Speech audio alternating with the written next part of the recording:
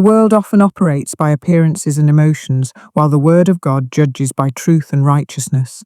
In many cases, society and even the church can become unbalanced in their sympathies, condemning one sinner while excusing another, forgetting that all have sinned and come short of the glory of God. Romans chapter 3:23.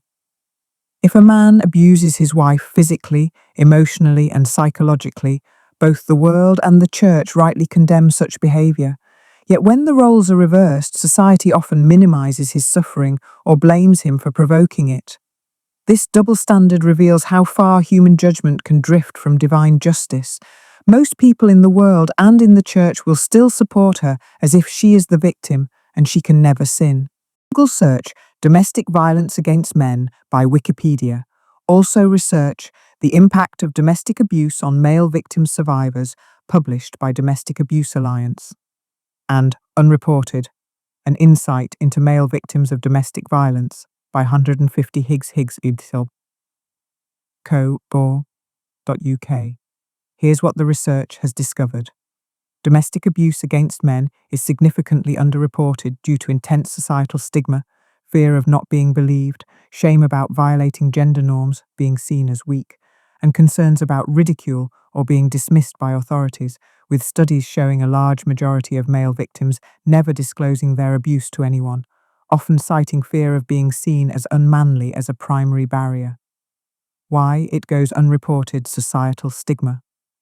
Traditional views of masculinity pressure men to be strong and self-reliant, making it hard to admit vulnerability. Fear of disbelief. Men worry police or others will assume they are the perpetrator or that the female partner was self-defending. Embarrassment. Disclosure risks being labelled weak, unmanly, or ridiculed, leading to silence. Lack of services. Historically, there's been a scarcity of support services tailored to male victims. Statistics on underreporting. Many male victims never tell anyone about the abuse, with some studies finding over half haven't spoken to anyone. Only a small percentage, under 20%, report to police or health professionals, often due to fear of ridicule or disbelief. Types of abuse men face. It includes physical, psychological, sexual, and financial abuse, as well as coercive control, isolation, and threats. Impact on male victims. Male victims suffer significant emotional and psychological harm, leading to feelings of isolation and even suicidal thoughts, with some studies showing high rates of suicide ideation linked to abuse. As BBC reported in November 2024, half of male victims do not report domestic abuse. More than 70% of the men interviewed by researchers said they had considered suicide, and the majority had experienced depression or anxiety. The report also said there is a pressing need to provide support to victims who do come forward and efforts made to tackle stigma surrounding this issue. And in most cases, some of those women get away with attempted murder or murder.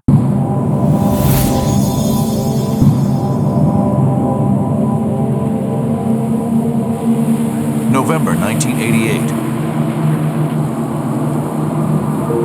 Reverend Dwight Moore and his fiancée Blanche Taylor are to be married in a few weeks. September. Well, what else do we have to do? But something is terribly wrong with the Reverend. Honey? It hits him suddenly and is unlike anything he's experienced before. Please pull over. You're scaring me. No, you don't look okay. A bout of nausea and dizziness comes on hard and fast. You don't look too good. No, you don't look okay. His vision blurs. No. Dwight, that's enough. Searing pain steals his breath. Well, please. A wave of vicious nausea clenches his stomach.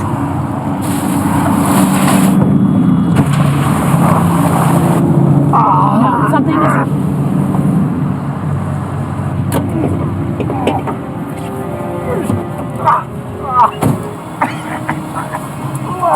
And Reverend Moore vomits blood. We gotta get you dog. Come on. We gotta get you.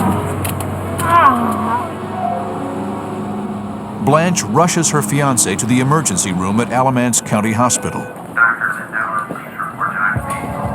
I need a doctor or nurse. Get the doctor. I need somebody right away, please. I was scared. I mean, at that point, I was really scared and worried. Then, on May 13th, blood cultures came back positive for Staph aureus. Staph aureus can cause low blood pressure, low urine output, and all the signs and symptoms of sepsis. We then thought we knew what was going on. the bacterial infection is very common and can come from a variety of sources. It could explain the mysterious symptoms. But as doctors were about to learn, the cause of Reverend Moore's disease was anything but common.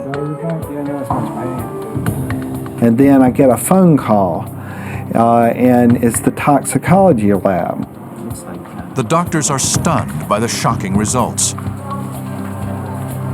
In an instant, the ward is on alert. And we shut down the unit. Nobody in, nobody out. Hello, everybody. How y'all doing? Dr. Sanders. Something is terribly wrong with Reverend Moore. Do you mind if I just take a look at your phone? There is no time to lose if they hope to protect him from a potential killer. Doctors think they've identified the vicious disease threatening the life of a North Carolina minister. Anything new? We'll just take a look at these A labs. toxicological screen comes back I'm surprised we didn't notice that before. with terrifying results. Take a look at his palm, too. We brought the family in to tell them, talk to his wife, some of his children, and his sister. Good afternoon. How's everybody doing? Y'all have news? Yeah, we The actually. doctor then said, I have now something to tell you. And he said that he had the highest levels of arsenic that have ever been seen. I'm not 40, I'm 68.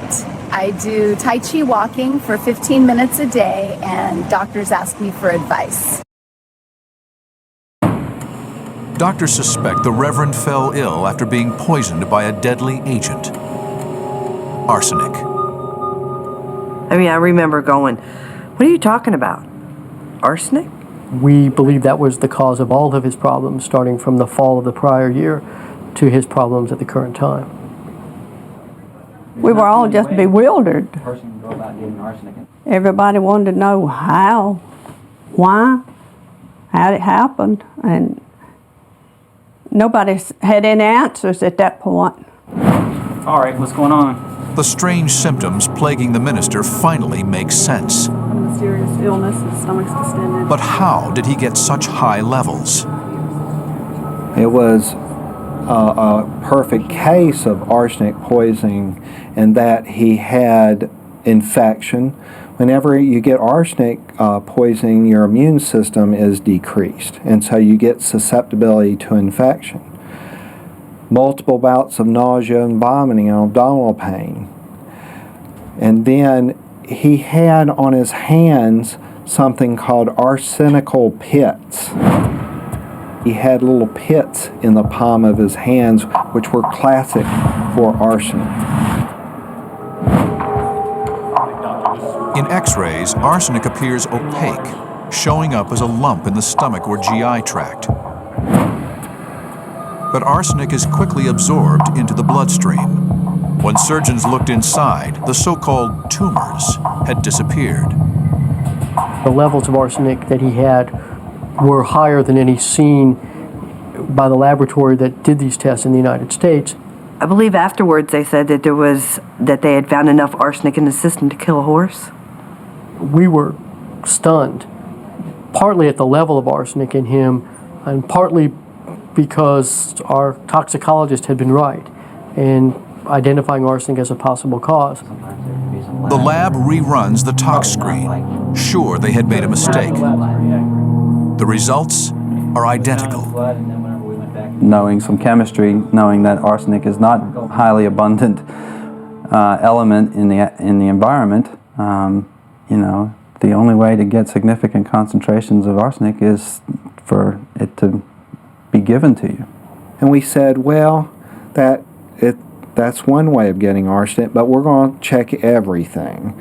And we'd like to get all those pesticides in that that he was using, and they brought in 20 bottles. Toxicologists examine each and every one of the bottles found around Reverend Moore's home, but come up with something very strange. We checked every single bottle for arsenic. There was no arsenic in those samples.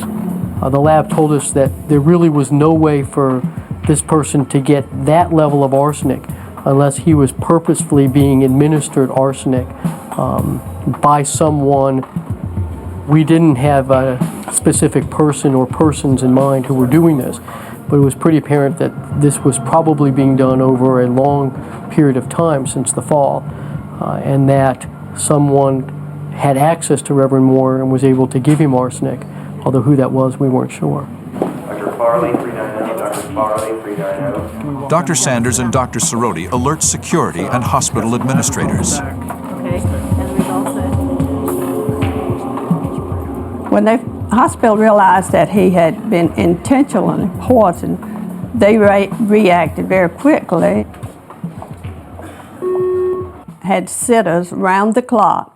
Nobody could go into that room without the sitter there because she sat there all day and all night. He was not to have specific contact with either friends or family members until we could determine who was poisoning him. And Blanche was disturbed about that. Said, there's things we need to discuss and we have no privacy. Need to get him back. Trying to get you to talk. Doctors soon call in the authorities. Hi. Hi, Mrs. Moore. I'd like to ask you a couple questions, if I may. The State Bureau of Investigation showed up very shortly after the doctors had told us. I'd like to find out some things And they started questioning. My husband's rather busy in church, so. We were all just like, how? Why? What could Dad have gotten into? It was obviously total shock. In that kind of situation, acquaintances are the immediate suspects, somebody who has a relationship with you. The authorities told us that given the amount of arsenic in Reverend Moore, that really only somebody very close to him, like his wife, could be administering those types of doses to him. Yet, when we looked, he seemed to have a wonderful relationship. He had just been married to Blanche. No one in the family or outside the family seemed to think there was a problem in the marriage. Drinking warm water before bed helps release fat while you sleep. Apparently, thousands of people are already doing. In attempted murder cases, the spouse is always the first suspect. But Blanche seems an unlikely murderer. And detectives find nothing suspicious in her behavior, and no obvious motive for the crime. She has lovingly cared for the Reverend throughout his illness. I didn't feel like Blanche was looking for somebody who needed a lot of money. I mean, obviously a minister doesn't make a whole lot of money. There was a parsonage that they lived in, and she seemed very comfortable to live in that parsonage next to the church. Not like she wanted to go out and have Dad buy her some great big lavish house or some expensive car or anything like that. She just seemed down to earth.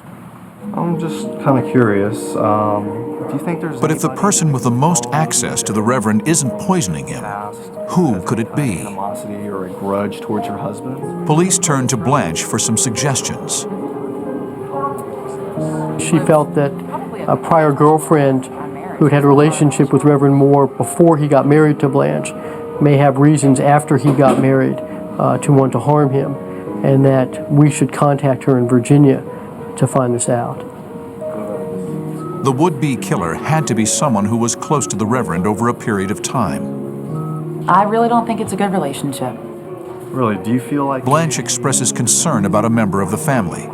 Blanche did try to say that there was bad blood between my father and I, or that there was something broken about our relationship because of prior history. Have there been any recent occurrences or events in your life? Hearing conflicting stories, detectives turn to Reverend Moore. Has died recently? I can't think of a thing. I can't think of anything. The minister refuses to believe that either his son or wife could be involved in any crime. I never had any suspicion, any inkling during any of this period that anyone was trying to do something to me. He tells detectives about a pleasant trip that he and his wife took to visit his son just weeks before. How are you? He's being so good. I know he is. Look how big he is. What detectives find interesting is the timing. Shortly after his return home, the attacks began anew.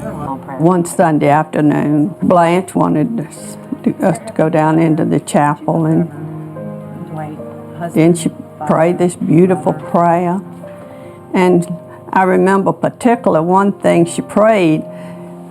She didn't want to be selfish just praying for Dwight. She wanted to pray for all the other patients in the hospital. As Reverend Moore's family stands vigil, they are plagued with one question: who would want to hurt him? We wondered where it came from, and each one of us looked at the other one questioning, what's going on, what's going on? Reverend Dwight Moore struggles for his life as doctors fight the effects of a massive dose of arsenic poisoning. Now that doctors have discovered the mysterious illness killing the Reverend, one question remains: who was trying to kill him, and why? Okay. Investigators contact the prosecutor's office, alerting them to the difficult case in progress. Tracking a clever killer using poison would not be easy. The psychological profile of a poisoner is not unlike maybe a bomber, in the sense that in poisoning, the perpetrator does not have to confront the victim. They can be kind and loving toward the victim. The victim may think that the person is helping them. It is their caretaker or their nurturer, their nurse, whatever. It's a crime that we see usually committed by women, because women usually don't like to confront people aggressively and physically. Typically, poisoning is a crime that involves a great deal of calculation and thought. Often the perpetrator spends weeks or months slowly killing the victim. Raymond Reed died. No autopsy was performed. Clear. Clear. I wrote the district attorney and said that I thought there was a high likelihood that Mr. Reed had in fact died of arsenic poisoning, and that if we did exhume his body and examine him, that we could make that determination whether in fact that was what had happened to him. And so I did go ahead and write him and recommend that, and he petitioned the judge, and the judge authorized the exhumation. One of the things we're always nervous about is what condition the body is in, because the better the condition, the more likely that our examination is going to be able to produce some meaningful results. Mr. Reed's body was in a very good state of preservation. He had what are called Mies lines, little bands that run across the fingernails on all of his fingers, and they're actually visible on his toes as well. These are seen in arsenic poisoning. Could this finally be the clue helping to hunt down whoever was trying to kill Reverend Moore? Hair samples were taken, tissue samples were analyzed, and it was determined that Raymond Reed did in fact die from complications of arsenic poisoning. Investigators also look at the death of Blanche's first husband.